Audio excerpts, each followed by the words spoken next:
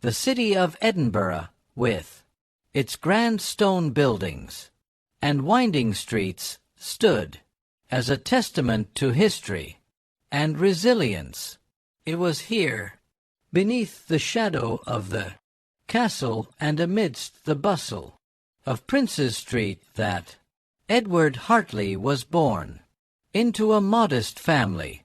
His father, a coal miner in the Lothian pits, worked tirelessly to provide for his family, and Edward grew up witnessing the toll that physical labor took on a man's spirit. Edward, however, had a different path in mind. From a young age he displayed an unusual knack for detail. While his peers played in the cobbled streets, Edward spent hours sketching designs in the margins of old newspapers. His inspiration came from his late grandfather, a master tailor who had once crafted suits for local dignitaries.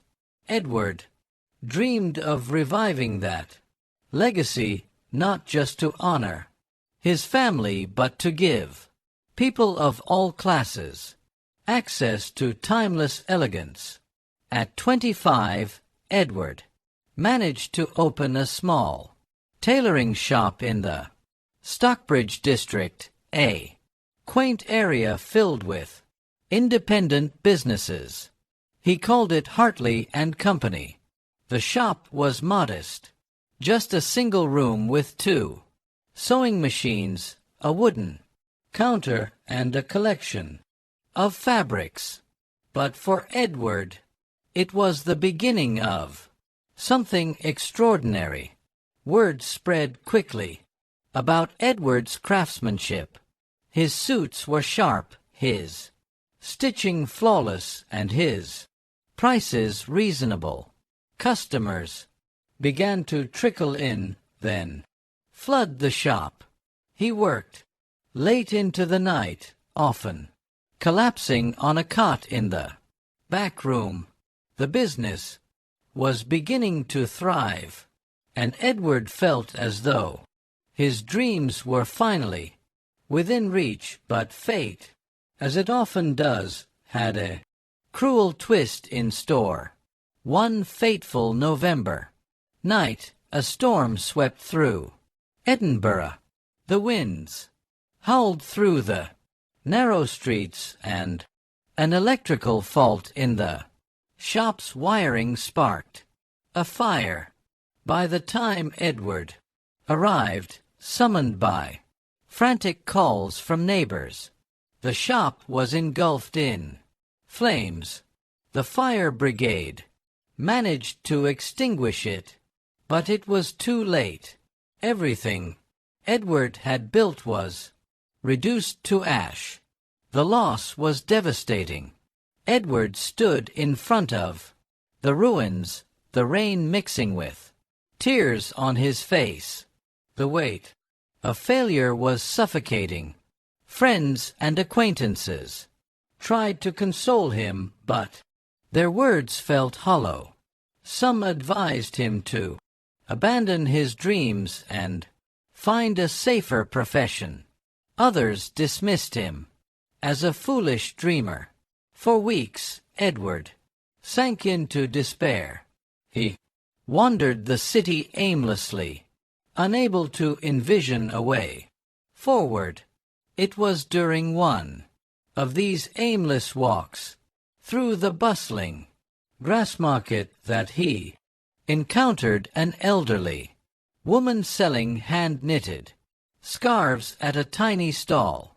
Her hands were gnarled with age, and her stall was little more than a table with a cloth, but her eyes sparkled with quiet determination. As Edward bought a scarf, she said, "The hardest storms make the strongest trees. You've got tea in you, lad. Start small, but start again." Those words planted a seed in Edward's heart. He realized that failure wasn't the end, it was merely a detour. Edward began anew. He took up a job as a clerk at a textile mill in Leith during the day and worked as a porter at Waverley Station. By night, every penny he earned was saved, and during his rare moments of rest he sketched designs and studied tailoring techniques.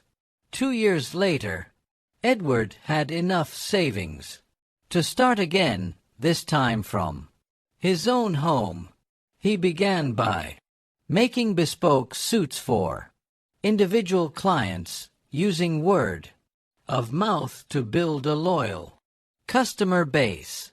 His designs were innovative, combining traditional Scottish tweed with modern silhouettes, and his attention to detail was unmatched. Edward's work began to attract attention from beyond Edinburgh. His big break came when a young aristocrat, Lord Maxwell, commissioned him to design a suit for an upcoming gala. The suit was a masterpiece, earning praise from the city's elite.